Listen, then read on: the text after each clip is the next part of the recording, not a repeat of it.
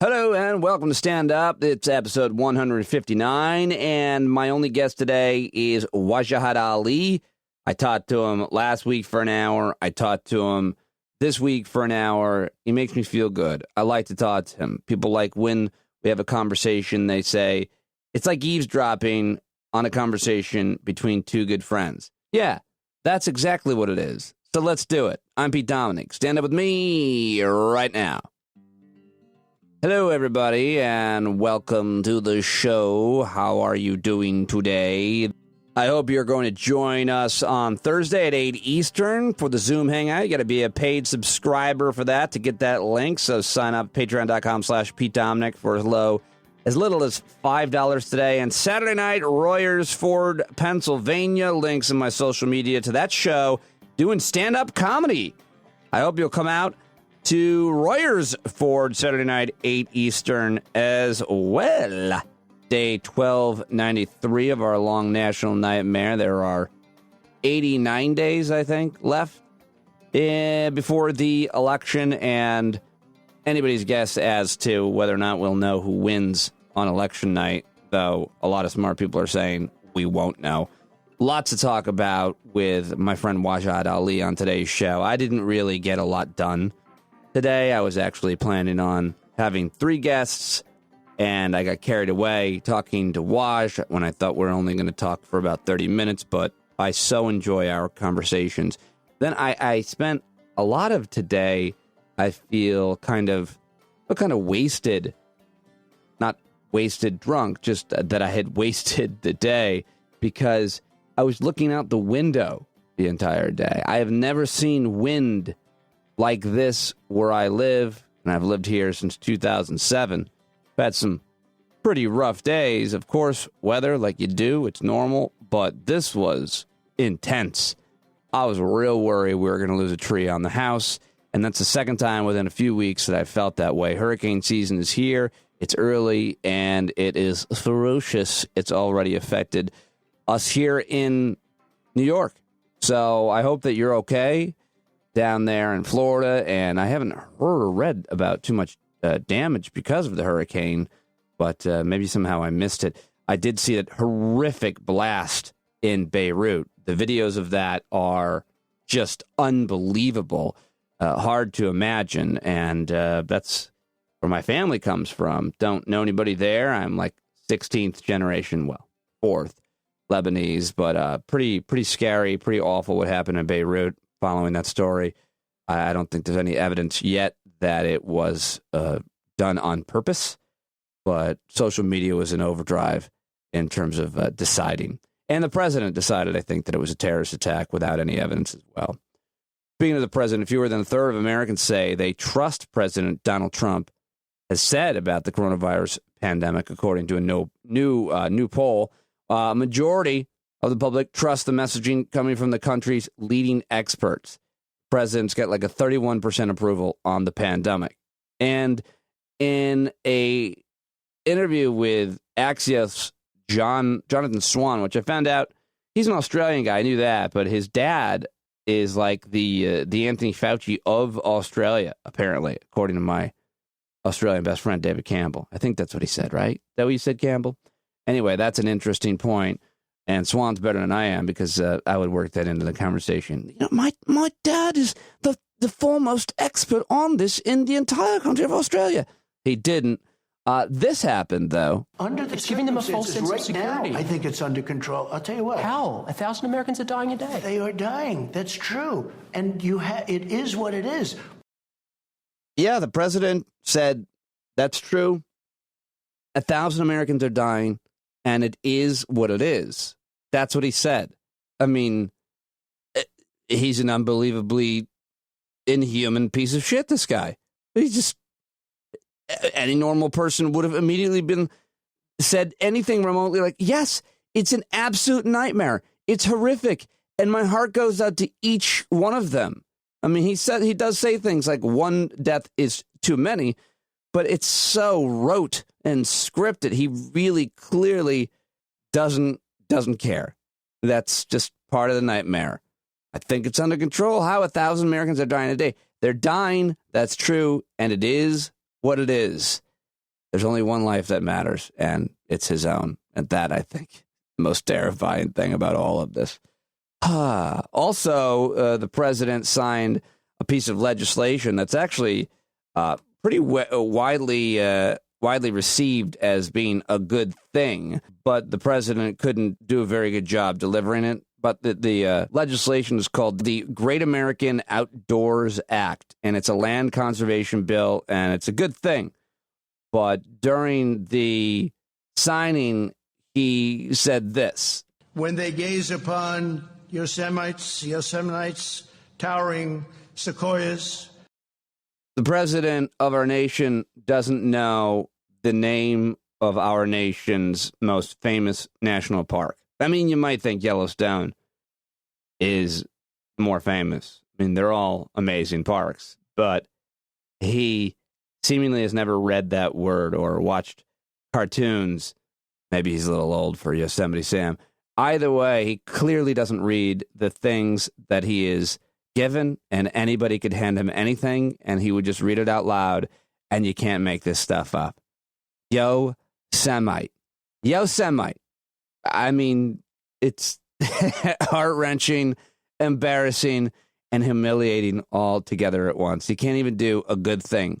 I mean, he's got this decent piece of legislation, a land conservation bill, and he has no idea what it is or how to pronounce Yosemite. He said Yosemite.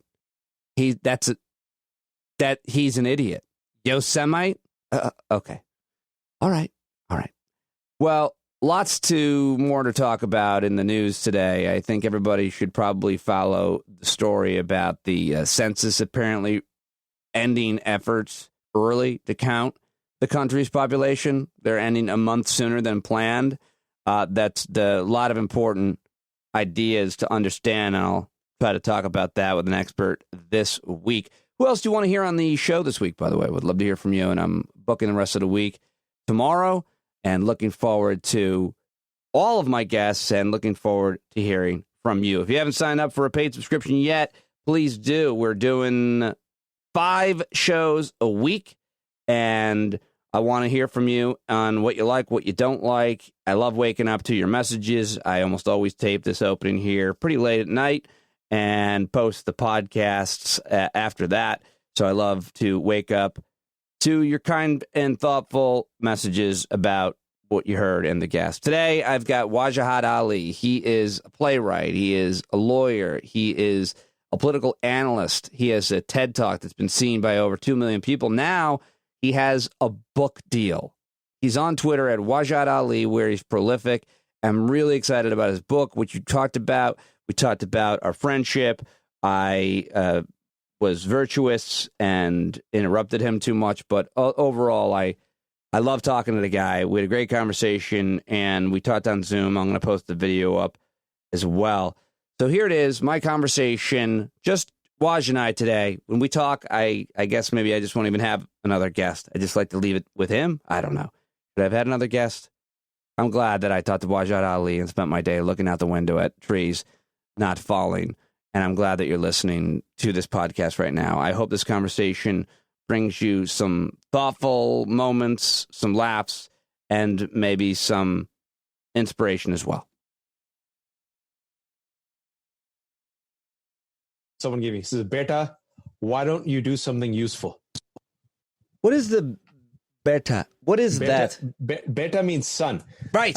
So like Beti is girl. Oh. Beta means son. And this is pretty much what most South Asians told me when I told them I was going to become a writer. Let me see it again. When you told them you're going to become a writer, they said, why don't you do something useful? What are some South Asian stereotypical useful careers and jobs? There are only 3 useful careers. That's the only trinity. Wait, let me guess them. Okay, go. What's the first one? This is the one. Okay, this is top. This is We're talking about which countries? All of South Asia, Southeast Asia, and Asian immigrants who came after the 1965 Immigration Nationality Act. Who came to the U.S.? U.S. Yeah. Immigrants from those countries that came at that time. Yeah. Physician. Yes, doctor. Exactly. Doctor's number 1. We need some Who Wants to Be a Millionaire music. All right, now if you want to go for 500,000, Number 2, if you're not lucky or blessed enough to become a doctor, if God has not favored you, obviously if you're not quote unquote blessed, what's the silver medal? What's number 2? Is it dentist? No, dentist. Who gives a crap about teeth? No. Business owner. Close. Engineer. Ah, shit! I should have known that. I know. So God, you lost damn it. 500,000. We got 250. Oof. But suppose if you weren't a loser and you were actually heading to the final round, what's the third and final and last occupation you can be? So, I'll give you a hint. You already said it. I said dentist. No, get away from the teeth. I already said it. Everybody listening remembers but me.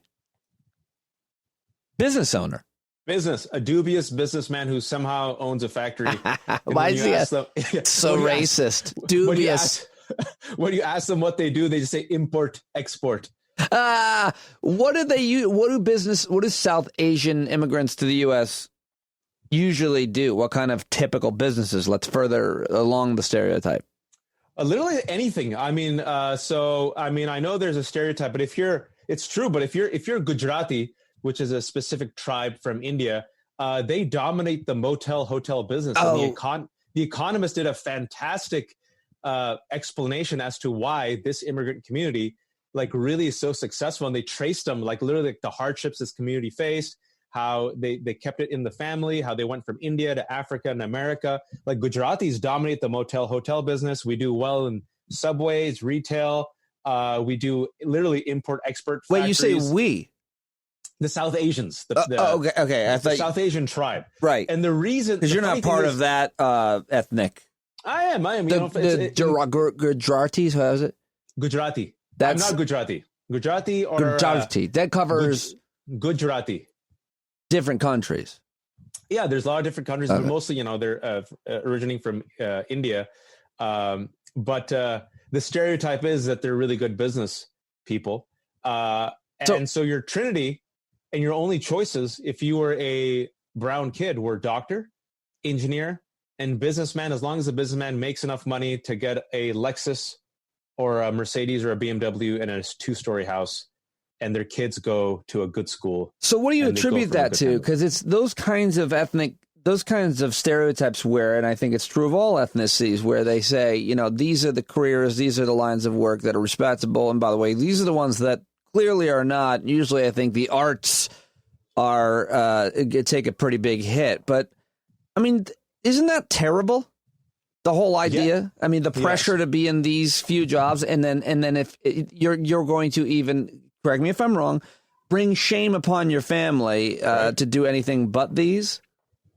Yeah. So you and me are failure. That's the fourth bucket.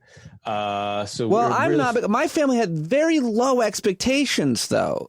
I'm not sure. My dad was alive. Yeah, my dad was like, I really hope you go to college. Really, that's how he was with. My brother didn't end up going. He was like, I really think you should go. My dad didn't go. My mom went to 2 years. So there were pretty low expectations. Really? So now I'm almost about 40. And, you look at the older generation and you become a father. We talk about this often, and you experience life differently.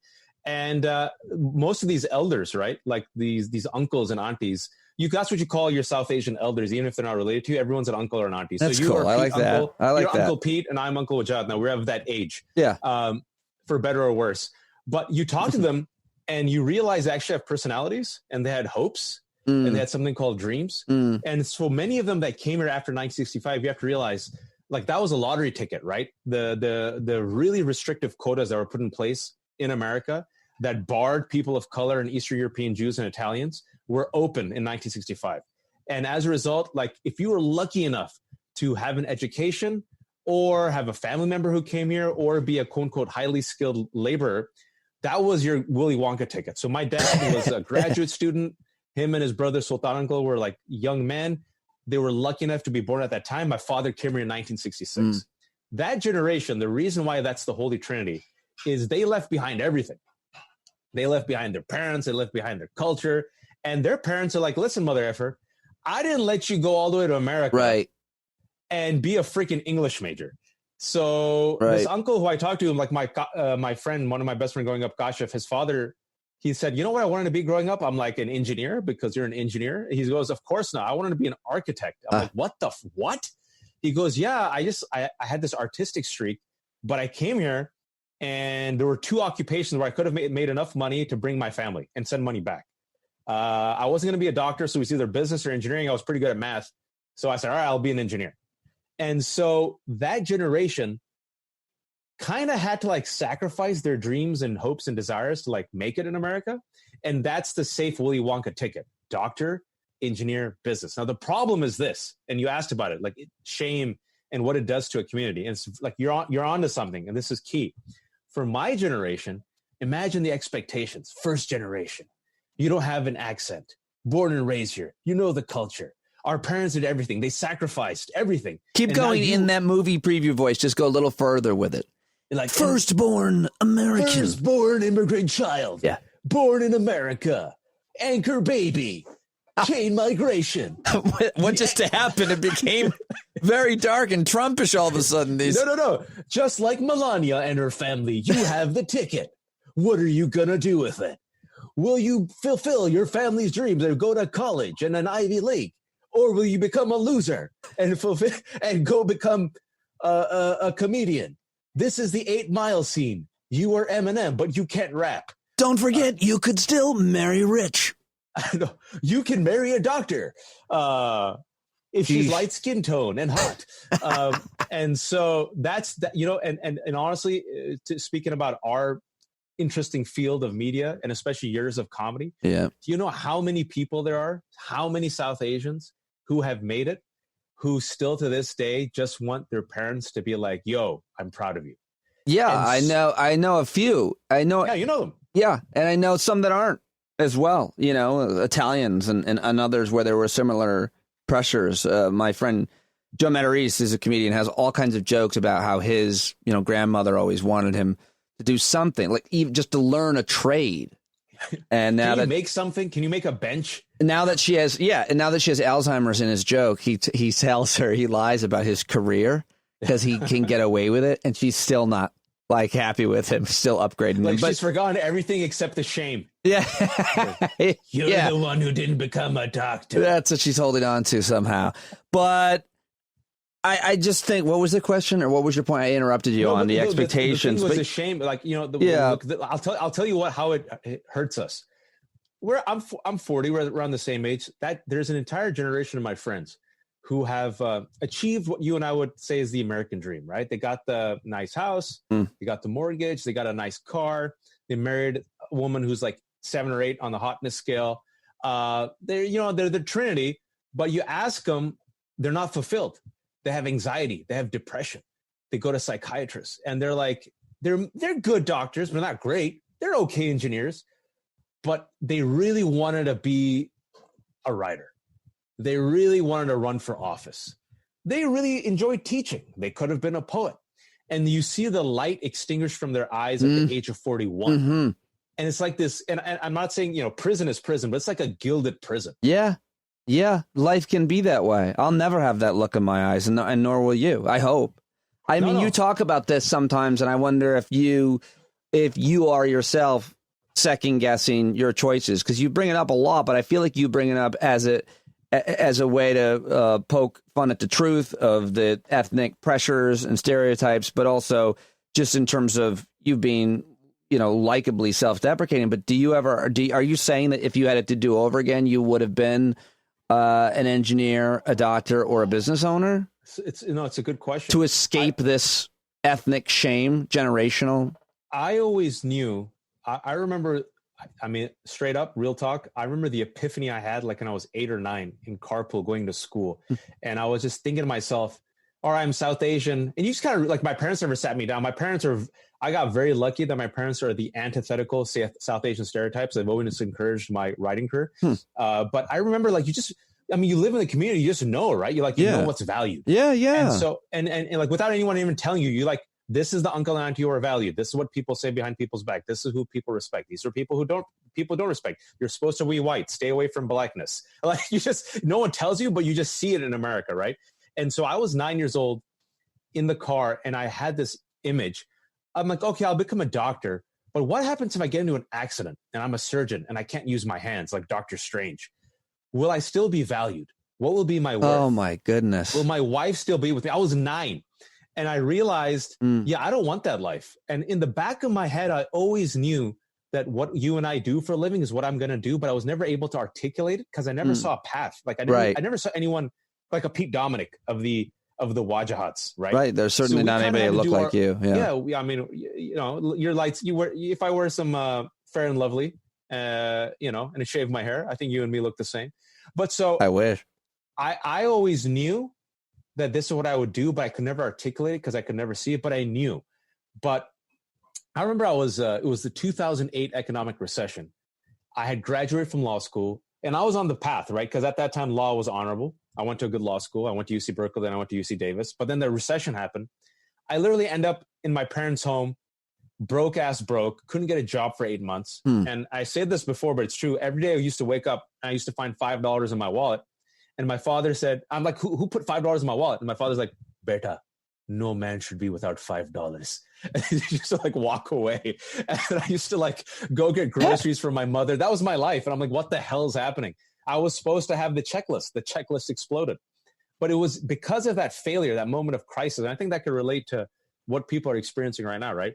Everything was supposed to go right. I did everything right. I went to school. I went to law school. I struggled in my 20s. My parents struggled. We saved money. It was tough. I did it right. I got the degree. Now I'm supposed to get the job. I can't get a job for 8 months. I was going stir crazy at home with my broke ass Fujitsu laptop. I didn't even have wireless. I had like a nasty ass yellow Ethernet cable. Oh no, I'm so that, sorry. Old school? Oh yeah, like 12 years ago. Yeah, it's a sign of poverty for sure. Yeah. I was poor. My father used to, out of pity, used to put $5 in my wallet, and my father didn't have that much money at that time either. That's how. And I was supposed to be like everyone in my family, extended family, was like, "Yo, you are the first lawyer of the family. What the hell's wrong with you? How come you can't get a job?" I know you get in the shame, and the pressure, brutal. And so I used to sit there going stir crazy. And that's when I started writing. Because I'm like, I got nothing else to do. I got an idea to write an op-ed. Wrote my first op-ed, got it published. Wrote my second op-ed, got it published. Third op-ed, got it published. Fast forward 6 months, and they started calling me a social media journalist. Because at that time, I was good on the Twitters and the WordPress and the Facebook. And old-time journalists are like, what's the Twitters? What's happening to media? And so literally they're like, yo, we'll give you $500 to go teach journalists about social media. And I'm like, money? They're like, yeah. I'm like, real money? They're like, yes. And so that's how I started writing. And so the point is, if it wasn't for this disruption and this failure, I think about this often, I would have become a successful attorney, probably a solo attorney, 6 figures, nice picket fence, living in the Bay Area. I would have married someone who was nice, but I don't think I would have connected with. And I guarantee you, hit 35 or 36, I would have been depressed. And I would have been popping some anti-anxiety pills. And in the back of my head, I knew that I should have been doing what you and I have been doing. I would have had that regret. Do you see now that you are the age you're at now, the peers, the people that you grew up with, making the discoveries that you just laid out, that you predicted you would have? Do they even, are they honest enough to know what's happening, much less if they are vulnerable enough to admit it to you? Yes, because a few of them come to me and say, and I look like it's one of those, like it's that joke, right? Like the married man looks at envy with the man who's like betting 40 women. Yeah. And the man with 40 women is looking at envy with the man with a wife and a kid, right? Yeah. So you sit there and go, bro, you have everything. You have like something called a 401k. You have a Lexus. You have a nice house that I can't afford. He goes, I know, man, but you're making a change. You're living a passionate life. You're doing something. I live vicariously through you. Mm-hmm. I'm like, no one's stopping you to do it. And they're like, nah, man, it's too late for me. I'm like, you're friggin' 39. And that to me is the tragedy. But with coronavirus and the recession and the disruption that's happening, I'm seeing some people say life is short. And if not now, when? And I got to do it. If I don't do it now, when am I going to do it? And so, yeah, I mean, with me, honestly, let's keep it real. I was doubting even what my decisions, because I'm a father and I got kids and got bills to pay, right? So I was just like, you and I haven't talked about this. We're like, what the hell did I do? Everything was going right. Everything was supposed to work out. And now I'm broke. I have no job and my security blanket's gone and I'm an attorney, but I haven't practiced in 10 years. Did I make the right choice? And my wife, who bless her heart, has supported me for like our entire marriage. There were moments in the last 2 years, she goes, listen, I love you. I respect you. I think your voice needs to be out there, but we got bills to pay. Maybe you could do like a day job and then maybe at night, right? And so I was just like, holy crap. And then you and others were like, just keep at it, Watch. Just keep at it. But you know the pressure? Yeah, you didn't have to pay my bills. Yeah. You got to pay bills. Yeah. And so once this book deal happened last week, like I'm telling you, man, like my wife and I, my family and I, our friends are just like, yo, like I mean, I don't know if it paid off. I'm not rich, but to have like a publisher pay me eventually that money and believe in me and give me enough of a runway, hopefully for a year and a half, to write this book and to see these other things come together finally at the age of 40, I hope, which should have happened at 30, it makes that risk and that choice and that investment in myself worth it. Well, I was going to ask you about that. You just announced it on Twitter last week about the book. Congratulations. Thank you. It's very exciting.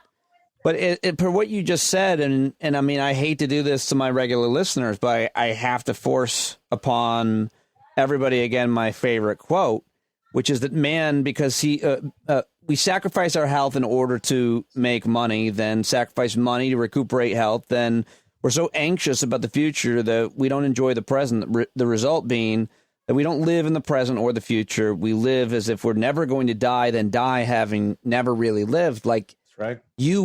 You and I have really lived in terms of pursuing our passions and trying to make a difference and make an impact. And I will not speak for you, but like I could have died when Sirius let me go last year. That would have been fine. That would have been more than fine. I did it. And when I look at what you've done and you go back and talk about me and others encouraging you to keep at it, there are just certain people. There are certain people you come across, you listen to, you read, you hear what they're saying, the way that they're saying it. You've always been one of those people. So now you're going to write this book, and many of the people that admire you also have giant platforms and really want to help you.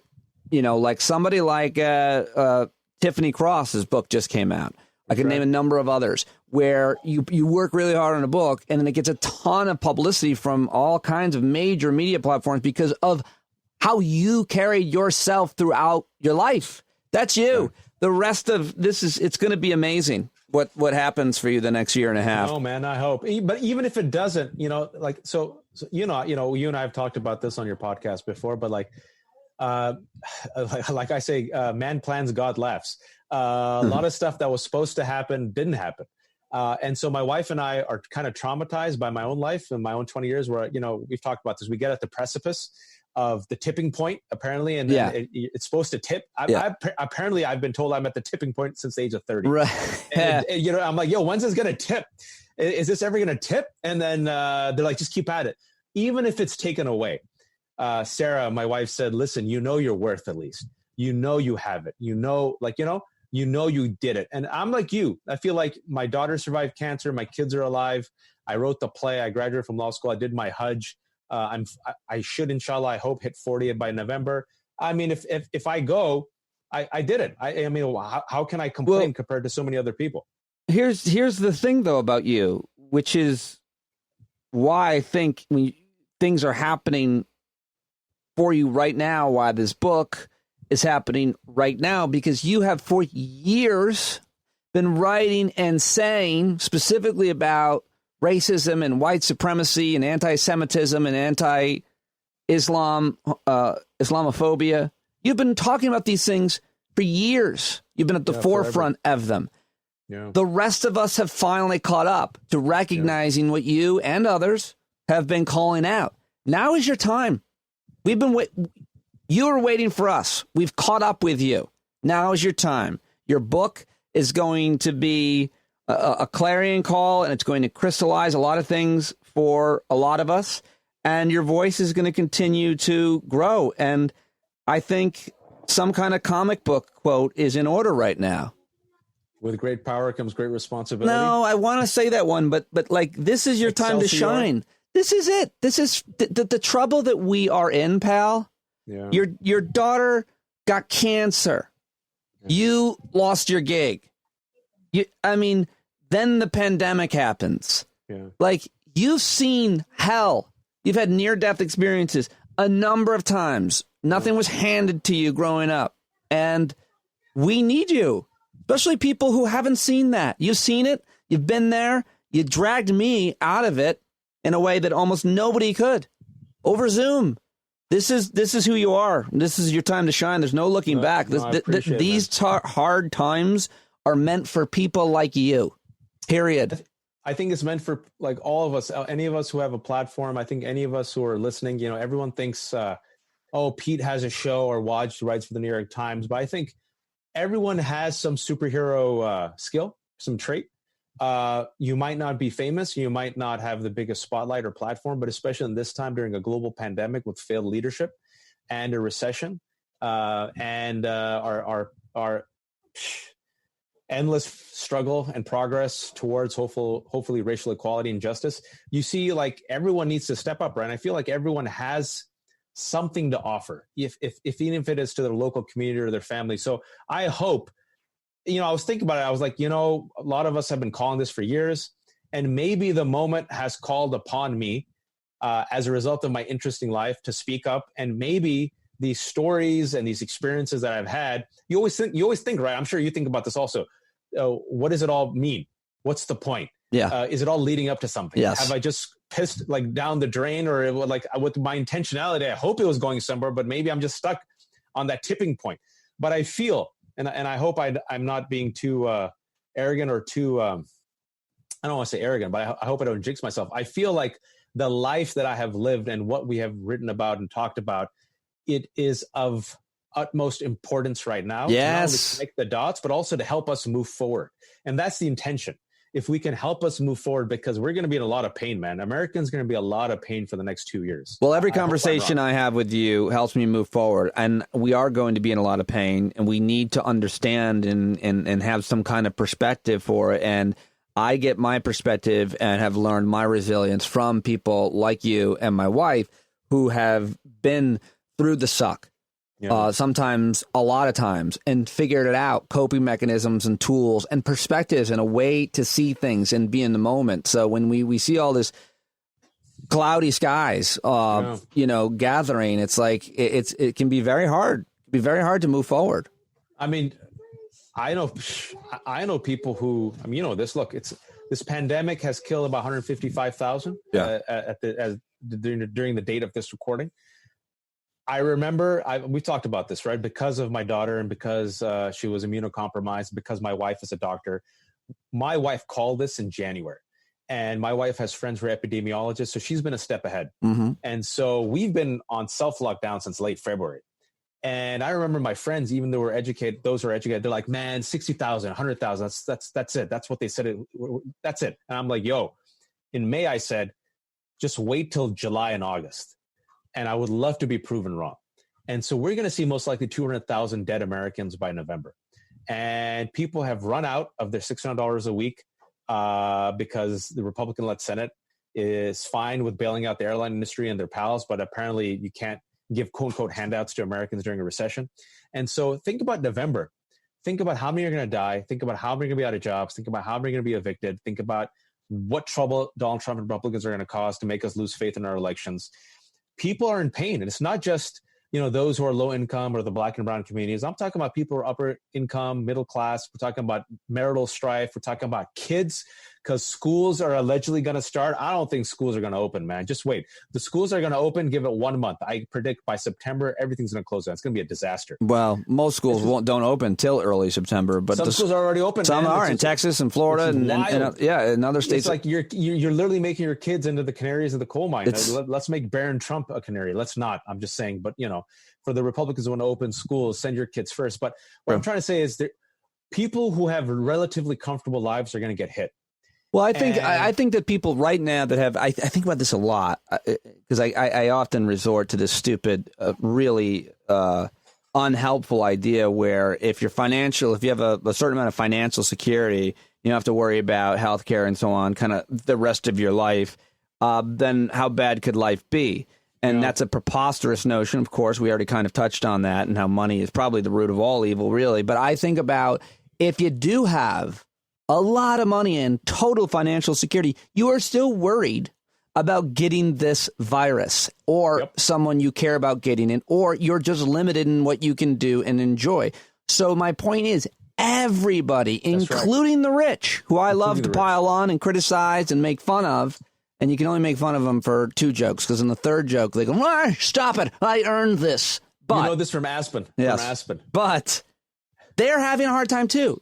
All the way at the top, even wealthy people are having a hard time because they're worried about getting sick. And what does that do to the collective soul of a nation, much less a planet?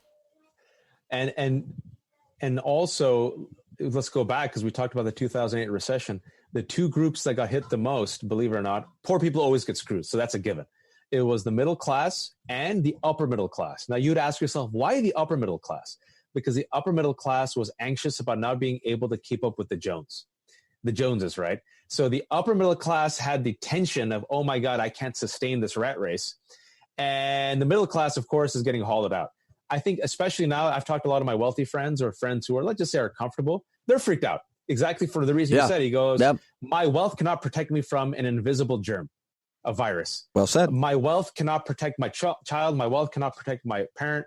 It can protect you maybe better, but not totally. No. And also, even if I am protected, I can't meet my father, who's 85 years old. Right. And my wealth is good for now, but what's going to happen 2 years from now? Right. And in a way, this is like a humbling, right? Like a national humbling. Yes. It's and you hope that the national humbling inspires us to emerge better and have a type of empathy and awareness and a realization that we're connected. I'll give you one example. Everyone's talking about essential workers.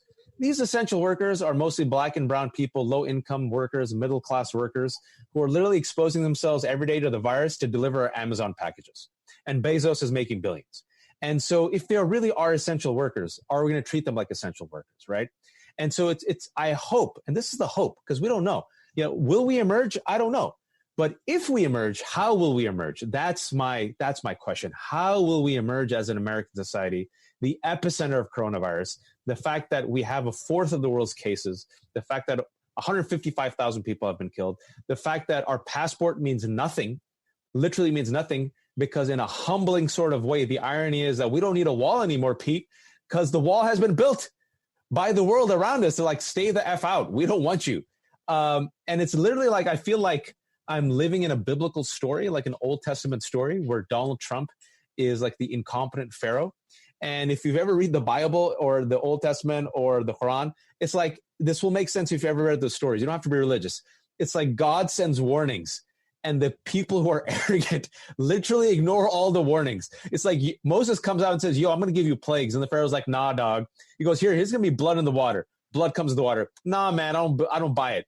The frogs are going to be raining. Then you see a frog, ribbit, like, nah, I don't think so. Locusts, you see locusts, like, I'm not going to wear a mask. Yeah. You see, like, the firstborn being killed. Like, nope, we're going to open the schools. And, like, eventually there comes a point where, like, yo, the Pharaoh is wrong. The scientists are correct.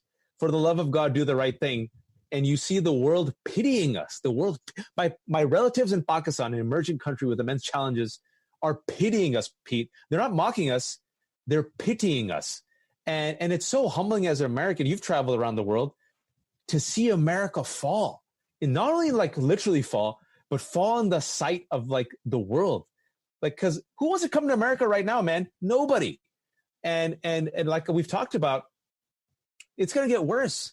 And so this is my hope and my prayer. As it gets worse, sometimes it takes chaos. We've talked about this. Sometimes it takes a tragedy. Yeah. Sometimes it takes pain. Sometimes it takes loss for you to wake the F up and ask yourself, what am I doing with my life? But also for you to wake up and see the sins that exist under our very nose. Will we fix it? Or will we turn into our base selves and become golems? I don't know, man. It's hard to know which way it'll go. And I say that because we're so divided over what constitutes reason and critical thinking, much less what is the truth, I suppose. We're so divided, and the conspiracy theorist is not like the right is winning or the left is winning or conservative liberals. Like, it's like the crazy demon seeds are spreading like the virus. And so you have to wonder how far that goes. At what point do those of us, remaining truth to, as you talked about, science and reason, start to go, am I losing it? Am I the one? Am I the only one here who believes that you don't have to drink something? You can't drink bleach to kill this? ingest. Like, am I crazy? Wait, maybe I'm crazy to think that. And so it's the gaslighting. You're right. It's like if you ever watch 1950s horror movies, it's really similar to Invasion of the Body Snatchers, where even if you see the 70s remake with Donald Sutherland, which is fantastic also, it's like, am I going crazy? Am I being gaslit? I'm seeing what I'm seeing. I'm not crazy. I know there are aliens taking over human beings. I want to warn people, but I can't trust people. Who do I tell? Who is going to turn on me? Like it's this type of paranoia. And you're absolutely correct. Is my fear, and you said I've been predicting this. Putin wanted America to turn on itself. He knew, and also ISIS and our enemies abroad knew that they couldn't destroy America, but they could exploit existing fissures of racism, of Islamophobia, of lack of faith, of disinformation. If they can make us just lose faith in democracy, in our institutions, in our judiciary, in our presidency, in our Congress, in facts, we turn on ourselves. And if you're an alien looking at us right now, we're chasing our own tail. We're destroying ourselves. It's not the virus that is destroying us. America is destroying America, if we really want to be honest. And what do you say to a third of your countrymen who, no matter what happens, I predict, will still believe that Donald Trump is the chosen one, will still go along with conservatives because they want to own the libs, who don't trust science, who think Dr. Fauci is the enemy. Yeah. And even if a vaccine comes out, Pete, this is my prediction, we're still going to see trouble because the anti-vax movement has increased. Yeah. And disinformation has spread. Yeah. And anti-Semitic conspiracies have spread, where now people think that the vaccine is being created by Bill Gates to control you. Yep. And 64 out of the 68 individuals who are running for office, who are part of the QAnon members, are Republicans. We have Q conspiracy theorists running for office.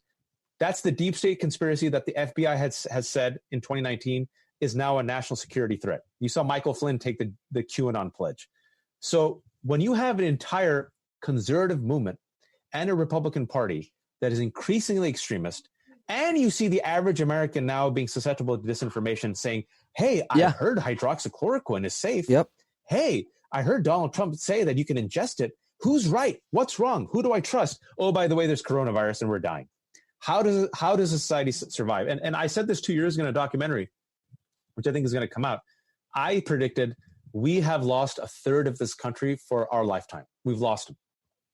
I wonder, that's interesting that you said, again, you're ahead of things. And I don't know how we can quantify a percentage, but it sounds about right. It sounds about right, like 30% at least. 30% of Americans still trust Donald Trump when it comes to the pandemic. Right. But like if you ask these kind of polling questions of things that they believe, I can't think of any, but there's some pretty crazy things that people believe. And, a certain amount of Americans have always believed these things, but it's gotten higher and higher, like really nuts, bizarro things. And so what does that mean if we've lost a third for our generation? What does it mean if we've lost a third? Do we need them? Of course. I mean, it'd be one thing if it's 13%, but if you've lost a third who gets their information from Fox News, right-wing radio, Breitbart, if you look at Facebook, what are the top trending posts? Where do they come from? Breitbart, Ben Shapiro, Dan Bongino, InfoWars clones. If you look at social media, if you look at Fox News, if you look at right-wing radio, highly influential. And if about a third of the country gets that information from a closed ecosystem that reinforces conspiracy theories, victimhood, outrage, manufactured outrage, and everyone who's their enemy is quote unquote the lib who deserves to be owned. That includes, by the way, scientists and judges and anyone who's from a blue state. How do you survive during a deadly pandemic where we need top-down leadership and we need everyone to be informed at least about basic facts? And that's why you see people literally weaponizing masks. You see Aubrey Huff, who it kills me that he's a San Francisco Giant, a World Series winner for my team, literally aggressively using his influential platform to mock mask wearers. He did? Yeah, you didn't see his tweets? He's gone nuts, man. He's gone full nuts, just mocking them, calling them emasculated sheep, stupid. I'm like, yo, it's a friggin' pandemic. You're saving your life by wearing a mask. You're not. If literally masks are now part of the culture war, where men who wear masks are emasculated and seen as members of the deep state, how does a country survive? I feel that washing your hands makes you look weaker. Like, I think only losers really wash their hands. Like, when I see someone washing their hands, I'm like, this guy's a can't even. Pansy. This pansy. The real pansy over here washing his hands. Go ahead. Go ahead, look at you wash your hands with soap. And look at that. Look at that. You got the inside-outside stroke. Look at how long you're washing them. A real man has dirty hands and deals with it. A real man puts coronavirus on his tongue. A real man puts coronavirus on his ice cream and then just eats it. Takes it. And you power through the lung transplant. A real man takes the dirt and the mud and the coronavirus, makes a syrup out of it. Look at you needing a lung transplant, pansy. A real man doesn't need a friggin' air support system when his lugs fail him. He just grovels. Oh, by the way, look at you with your air conditioning in the summer and your heating during the winter. Look at you with your BiPAP for your sleep apnea. What's that? A mouthpiece while you sleep? Loser. You queers. Bunch of queers putting on masks. Trudges away, blows a guy, calls others queers. That's the funny thing is those who are also like the most homophobic. They're always. It's to be that crazy, to be that hateful is one hot.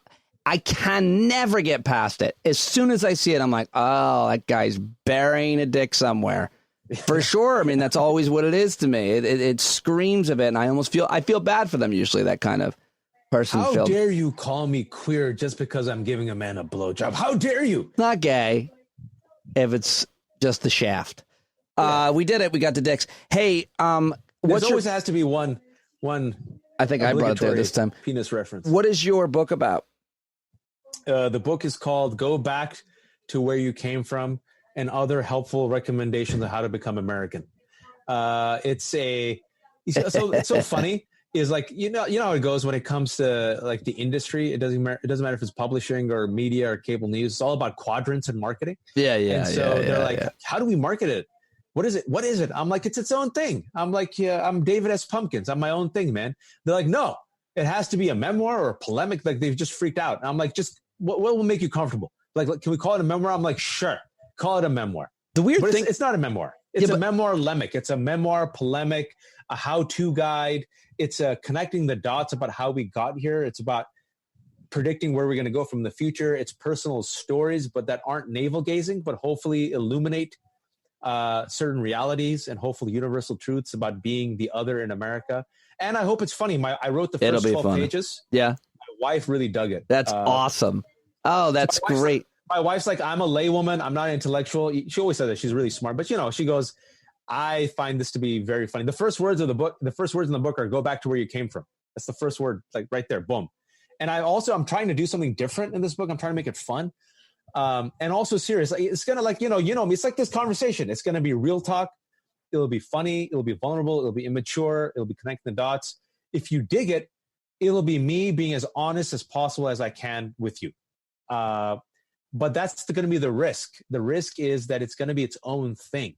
And so it's going to be a little lowbrow, a little highbrow, but I hope it's not pretentious. I hope it's honest. It won't be. It'll be great. And I also have footnotes. So I do footnotes where I break the fourth wall and I just talk to you like I'm talking to you now. I like that. It's my internal musing. I like that. I'm going to give it a shot. I like that a lot. You are a person that people really like and want to get to know personally, as well as hear his thoughts on things. And you've been sharing the most personal things about your life for a while. And I think it's been really helpful for a lot of people, but it's been certainly beneficial to you because people want, and I think I'm in the same category, they trust people who they know what's going on with them. They know what kind of person they are. They know where their successes and failures and struggles have been. And those are the people that they want to get the analysis and news from. That makes total sense. That's a new-ish thing in media, in journalism, and in fact finding, and you embody it as well as anybody. It's very exciting.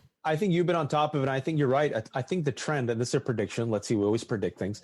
The trend in journalism is going to be transparency, emotion, honesty, the personal, and vulnerability. At the same time, with facts, good journalism, accuracy, and reporting.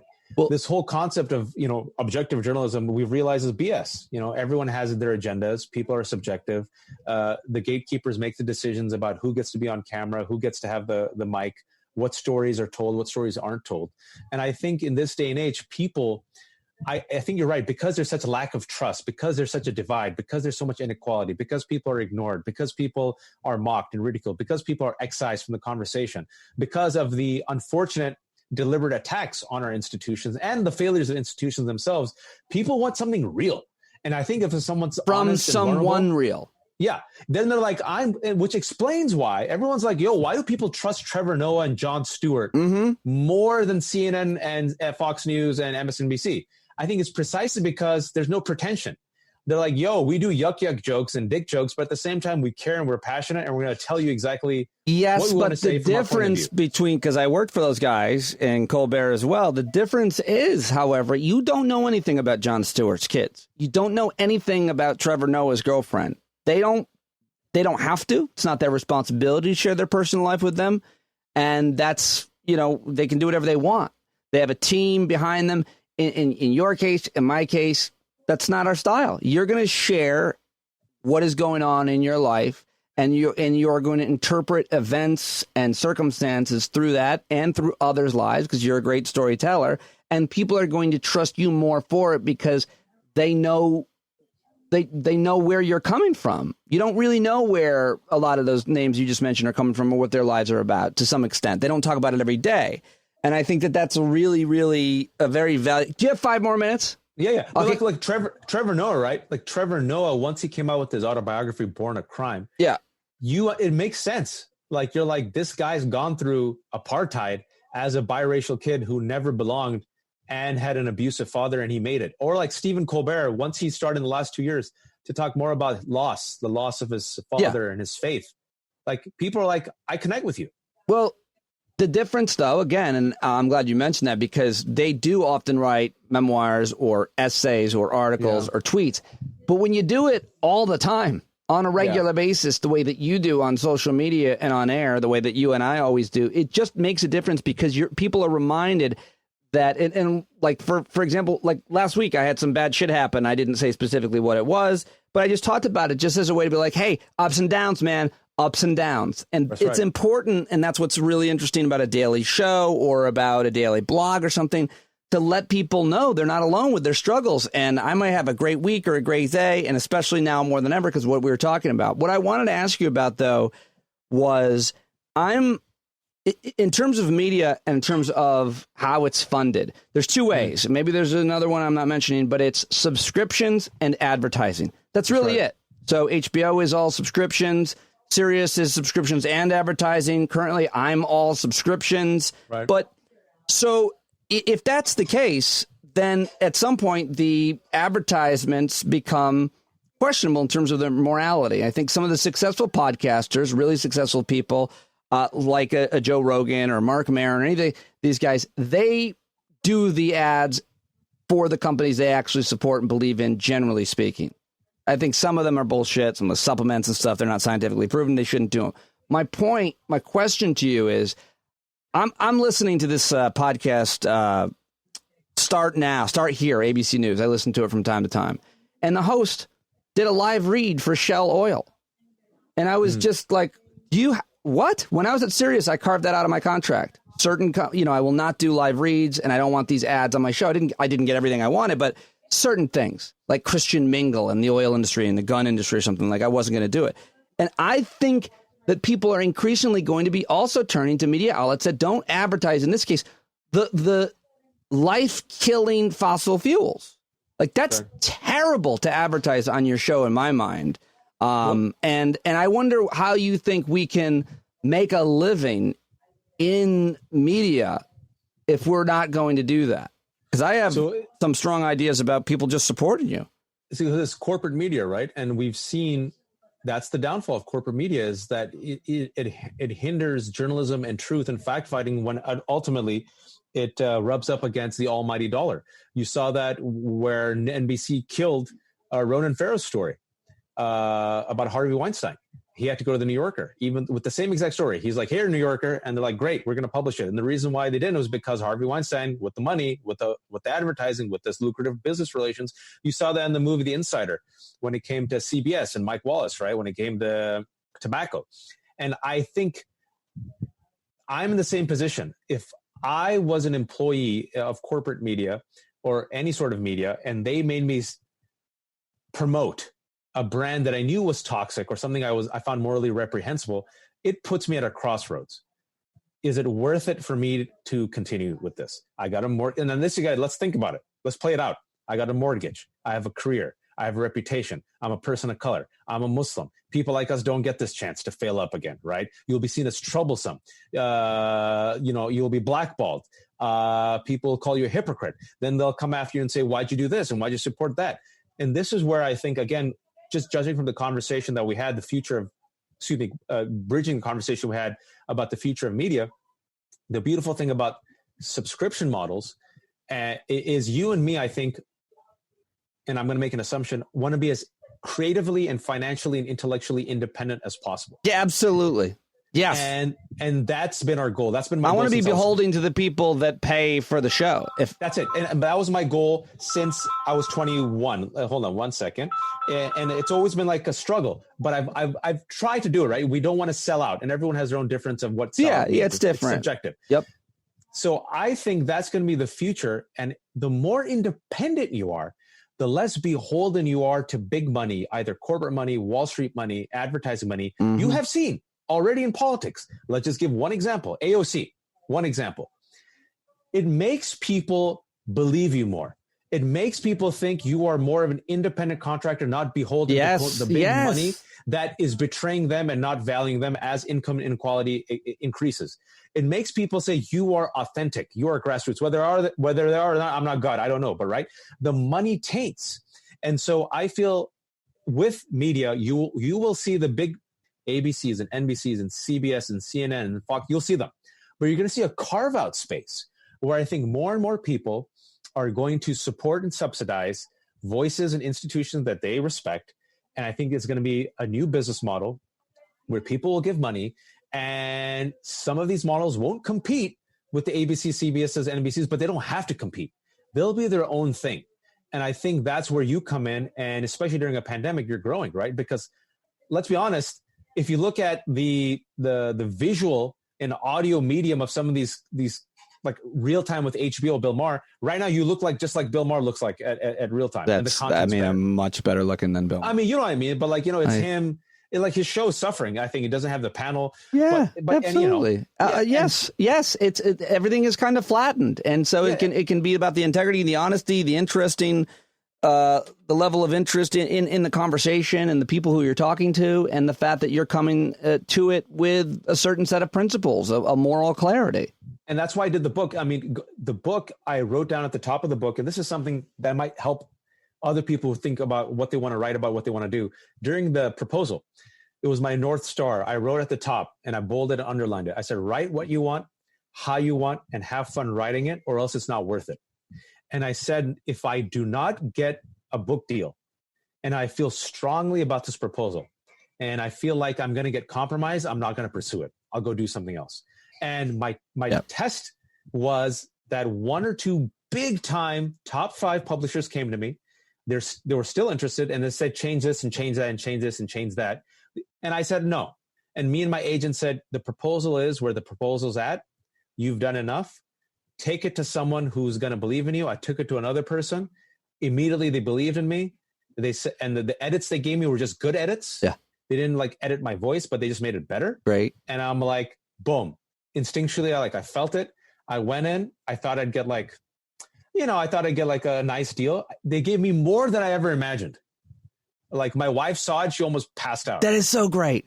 And That is so great. And like my wife said, look, you believe in yourself, you invest in yourself, you're willing to walk away, you found the right editor, you found the right team, and they gave you more money that you imagined you would get. Yes. And so whether or not they rescind the book deal, now I don't know, but at least I got it. There's no way they're going to rescind the book deal. I mean, but you know what I mean? And so sometimes happen, I think it's one of those things, right? Like you can make the money. And you and I have been in this position, and going back to the beginning of our conversation, we have friends. Yeah. I've never seen anyone say it was worth it to sell out. I've never seen, like, we're 40, I'm 40, you're like, we're around the same age. I'm almost 40. I've never met a friend around my age. It probably feels that way in your 20s and 30s. I'm doing great. Look at all the money I'm making. I have all these material things. I got women. I got whatever I want. But then you do, sir, especially when you become a parent, there are things that happen in your life and your body that you're like, I don't want to be like. When I had no idea how. I knew I didn't like the commute an hour each way into Midtown Manhattan, but dude, I had no idea how soul crushing it was. I think I would rather, my wife will kill me for saying this, but like be really poor than have to go back to that kind of corporate job, 37 stories in the sky, sealed in there, and then drive in and out every day. It's brutal for people to do that. You don't recognize it because you don't think there's any other choice. And maybe for a lot of people there isn't. But how did I start talking about myself? No, but it's good. No, because I remember I remember I went to your studio one time when we recorded there live. It's, you had the same vibe. Oh, I was saying, I'm 44. But, and like, that's when it happened. And now I'm building my new studio in my garden.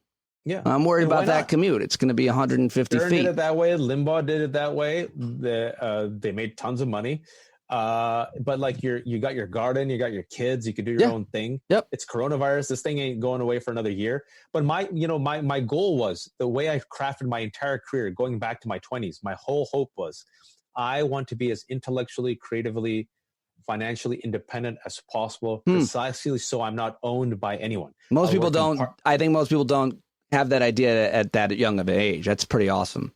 I always wanted, and I was willing to engage in partnerships if I was quote unquote hired by someone, as long as I had as much autonomy as possible. Right. You and I both did in our carve outs for our contracts, but I know, I mean, there's always certain things. And I talk about this with some other friends. Like there's certain people where our voice is everything. Like, yes, it's your character, it's your reputation.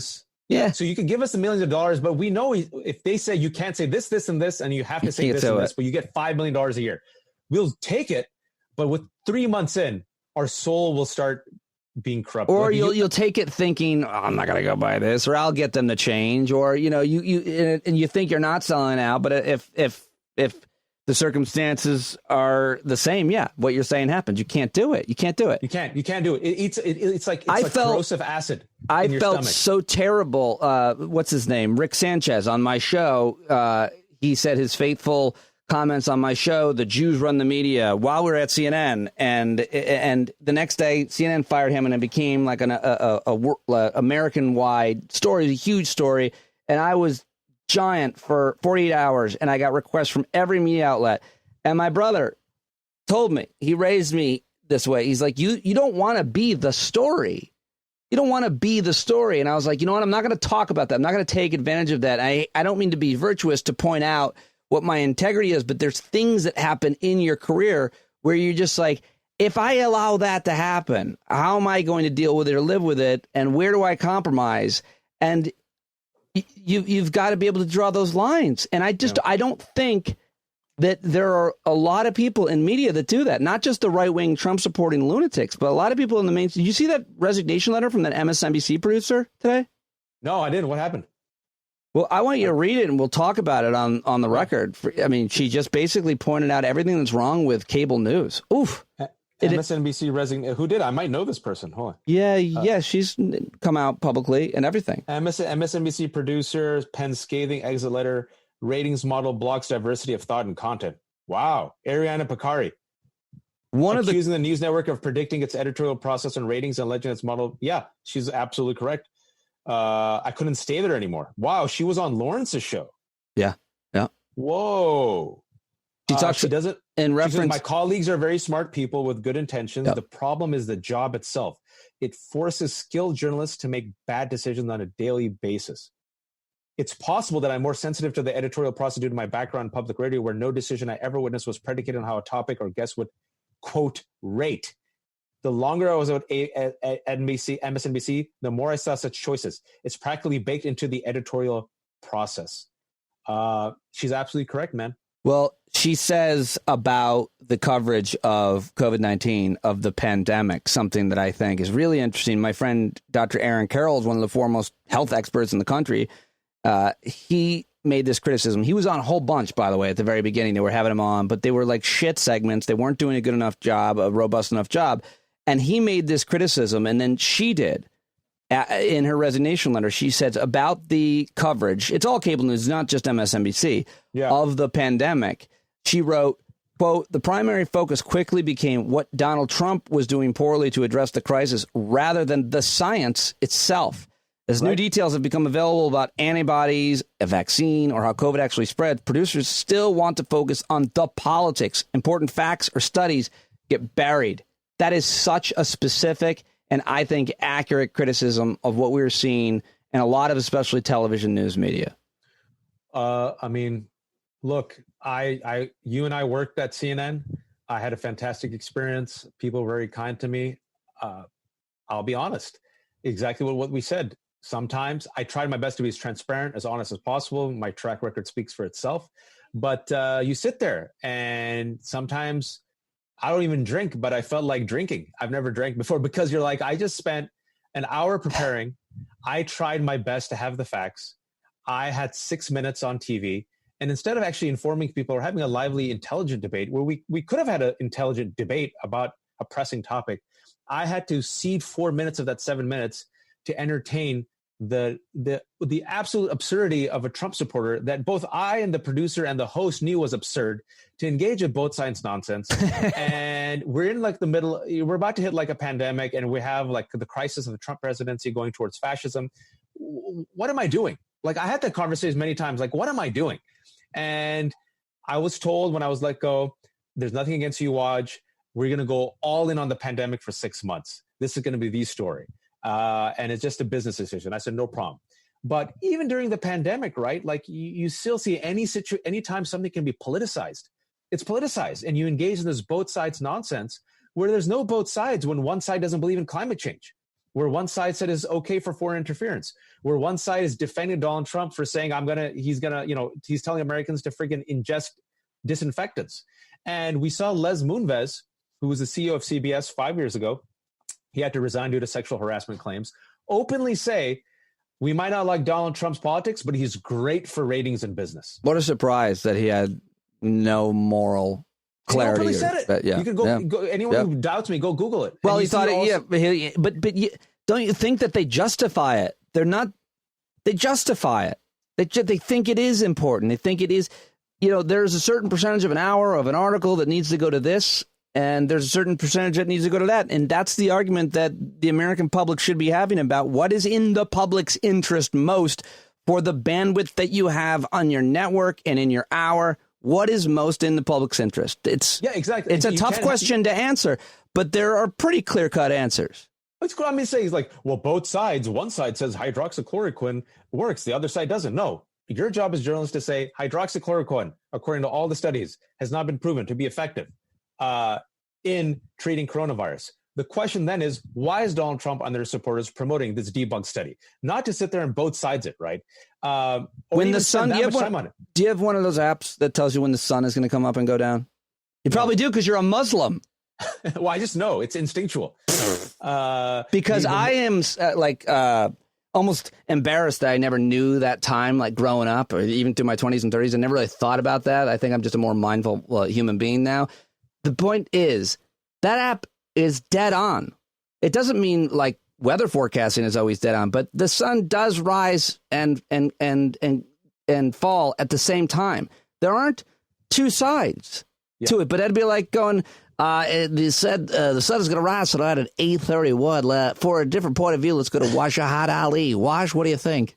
This is just a liberal conspiracy promoted by the deep state. The sun rises at 8:34 and shines upon the Confederate statue of Robert E. Lee.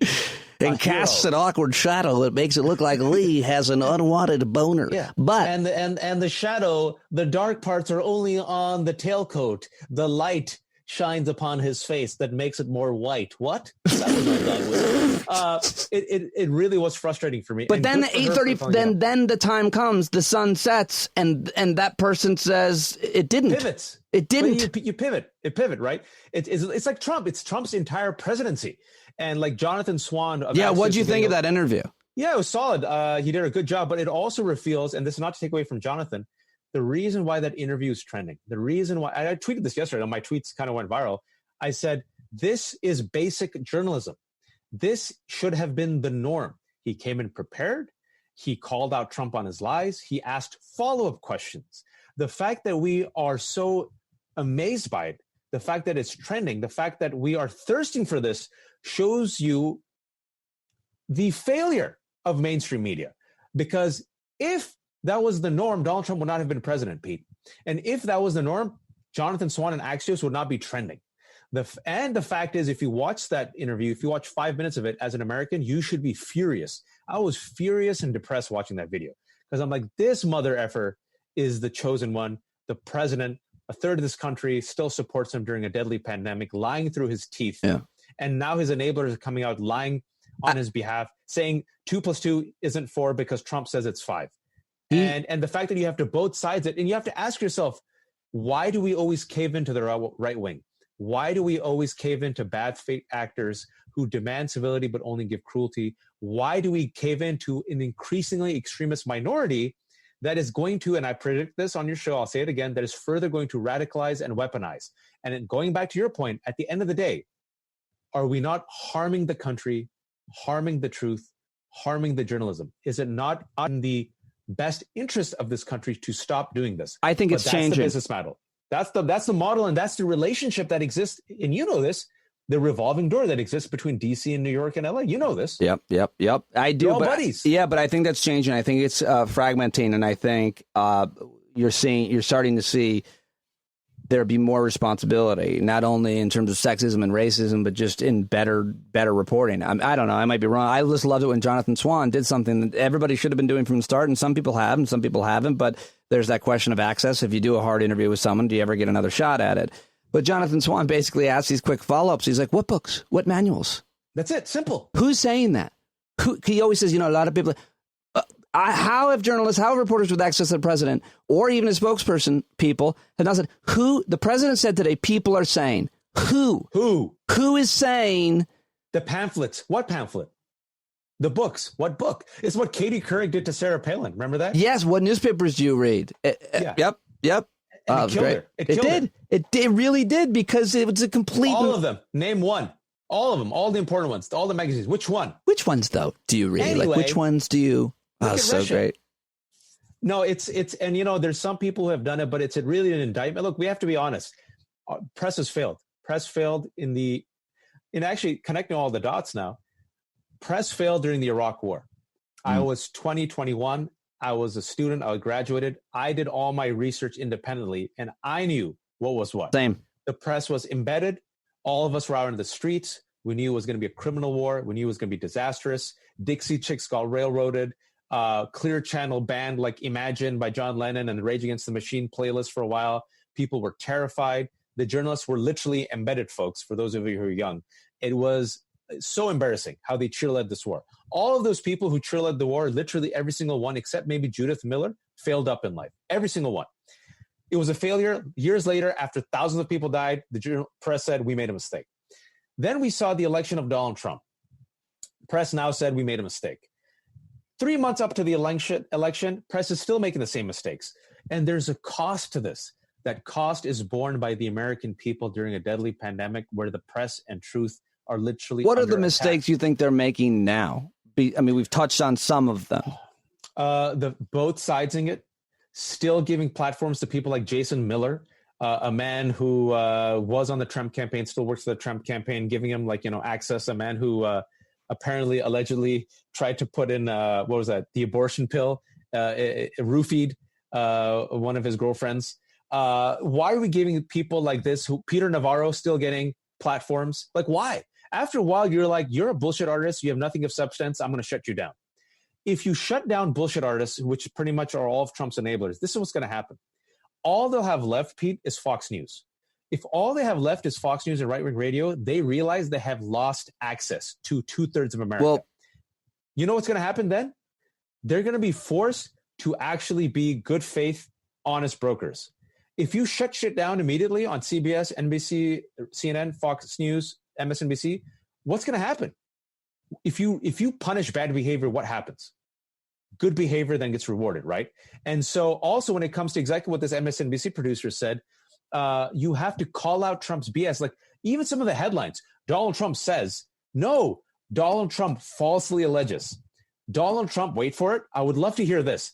Lies. Donald Trump is lying. Donald Trump is being dishonest. Or how about this? Donald Trump, again, is being a racist, not having a racial flare-up, being racist. The framing, the language, the people they bring on, the stories they focus on. Don't you think they're failing?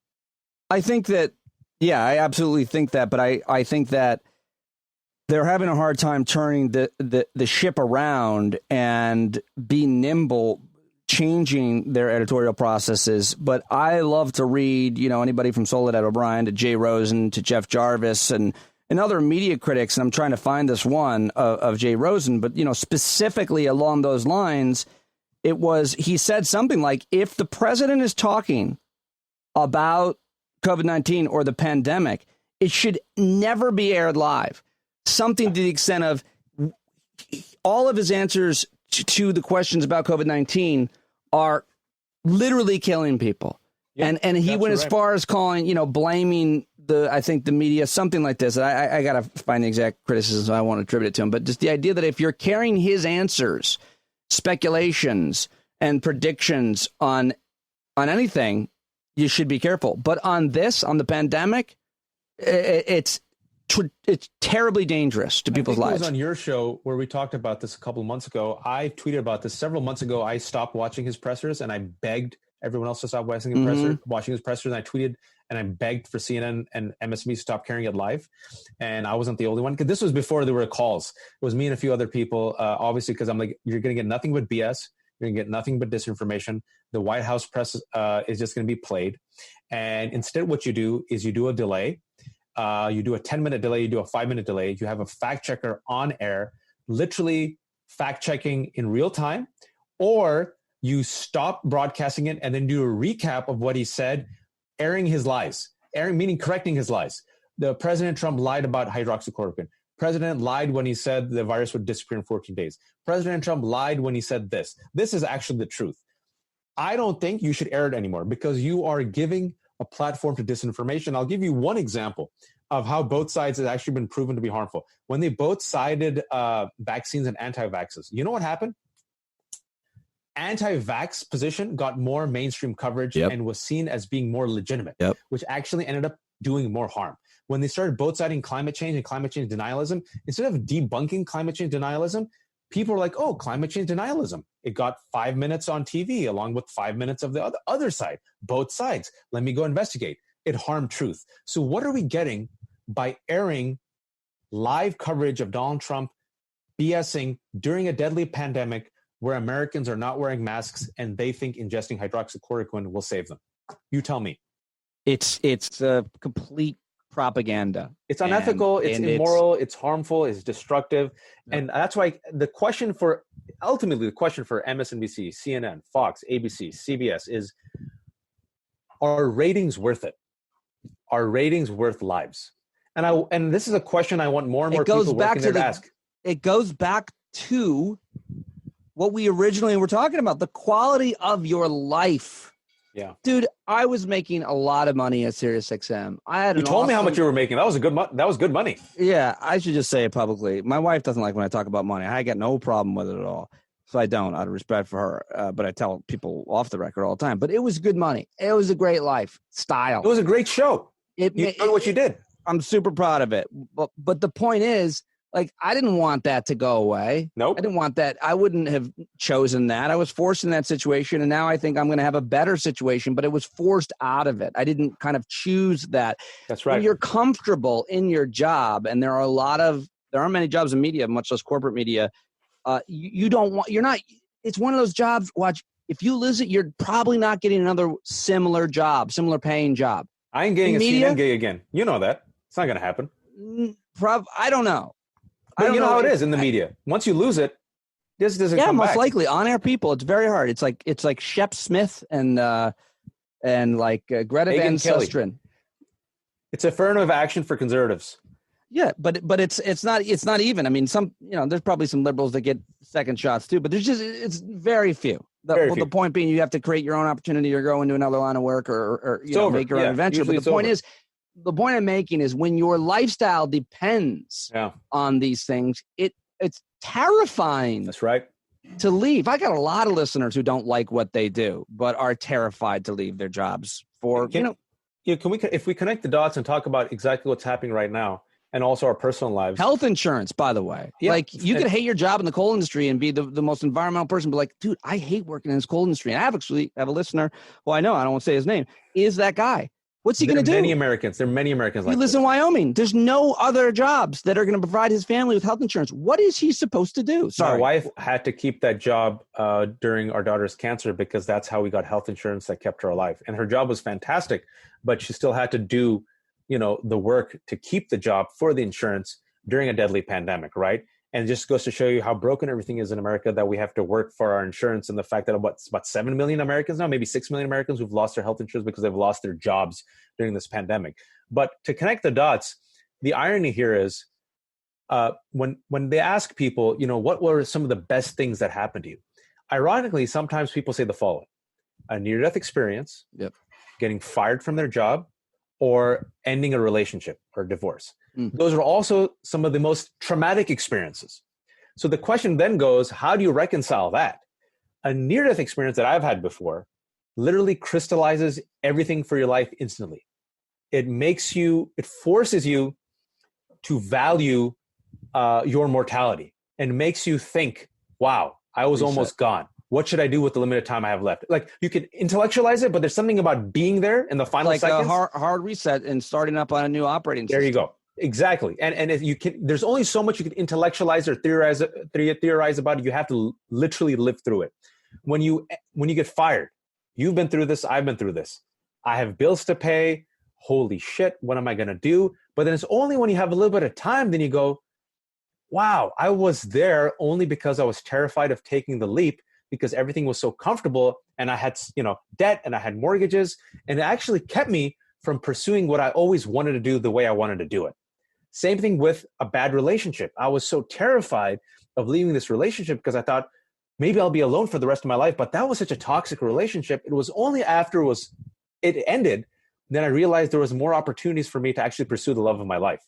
And in this strange way, I think this coronavirus, for those of us who can emerge or will emerge and survive it, inshallah, all of us, for some of us, I think it will be, in a strange way now, one of the best things that could have happened, because it disrupted our routine. It disrupted our comfort that we thought was comfortable, but in the hindsight was probably slow-acting poison. And if it was not taken away from us in such a cruel, arbitrary manner, it would have not forced us to realize what truly matters in our life with the limited time that we have left. You know what I'm saying? And so for people who are listening, I completely agree with. For people who are listening right now, as you're enduring this, as we're enduring this together, and I'm not making light of your struggles. Trust me, I empathize with you. Try also to spend 5-10 minutes a day. Try to just really think about, what do I really value in life? What do I value? What is my passion? What do I want to do with the limited time?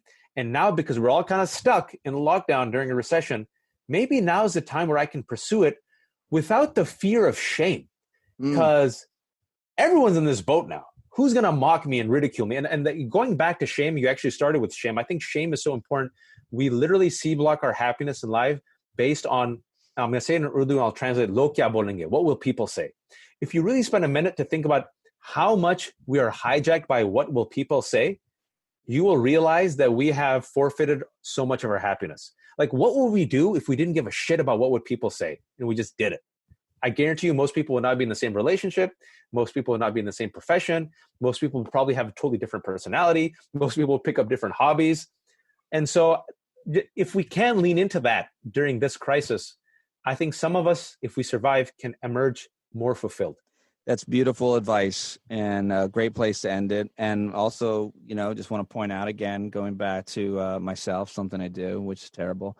But I wear a European men's like bathing suit, like the tight ones, not like a Speedo high cut, but it's tight, small. What will people say? I don't care.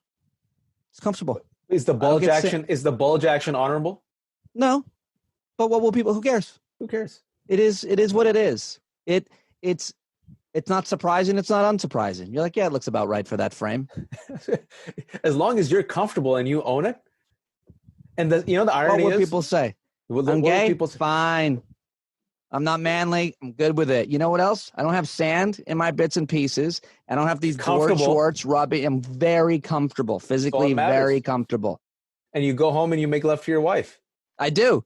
It was a lady, by the way. If anybody cares. But see that, but that's the thing, right? It's like, what will people say? And let me then get sand in my crotch and wear this totally uncomfortable thing, or let me just own my my nuts and bolts, and go out there. It's fine in my European undergarments. I challenge you to give it a shot. I'm hairy, man. I took all my hair off my body. I'm like a baby hamster. Do you know Jared Yates Sexton? Why does that name sound so familiar? He's big on Twitter. He wrote a book called American Rule. I'd love to get you. I want to get you on with him, the two of you, and I'm just going to let it rip. Jared Yates Sexton. There's a lot of overlap, I think. You guys together would be really fascinating. Let's do it, man. I always enjoy it. All right, I always enjoy it. Thanks for having me. Thank you so much, buddy. I love our talks. And so edit this to make it sound smart and funny and useful. There's going to be no edit whatsoever. I should have edited out my virtuous moments, but I'll keep them. All right, man. Thank you, bro. Thank you. Thanks, man. I got to go cook. Late. Enjoy later. Peace. I wonder what he was making. I wonder what Waj cooked. There you go. Conversation between two good friends, and I am so happy to have you being a part of it. Thank you very much for checking out the podcast today and every day. If you haven't signed up for a paid subscription, I would love to meet you. Go to patreon.com/PeteDominic or to the paid subscription link in the show notes and sign up now. Thursday night at 8 Eastern, we will gather, we will talk, we will discuss and commiserate all of the ongoings in the world. Looking forward to seeing you on Thursday at 8 Eastern. That's always a good conversation, and we leave feeling better than we started. So I hope to see you there, as well as Saturday night, Royersford, Pennsylvania. I'll be doing stand-up comedy outdoors, and there will be no meet and greet. I mean, there will be, but I'm going to keep my distance from you. But looking forward to that and everything else. So thank you for checking me out today. Thank you for your support. The studio is coming along. I posted some pictures last night. I'll try to post some more as we get closer and closer. I'm really excited about being in there and every capability that it's going to give me, and not have to sit in the hot box and move around, and I just have to connect and reconnect the equipment. Oh, the burdens of podcasting. I love it. I love all of it, but I'm really excited to have that space. Thank you for your support. Know that you're not alone. I love you, and I'll talk to you tomorrow right here on Stand Up.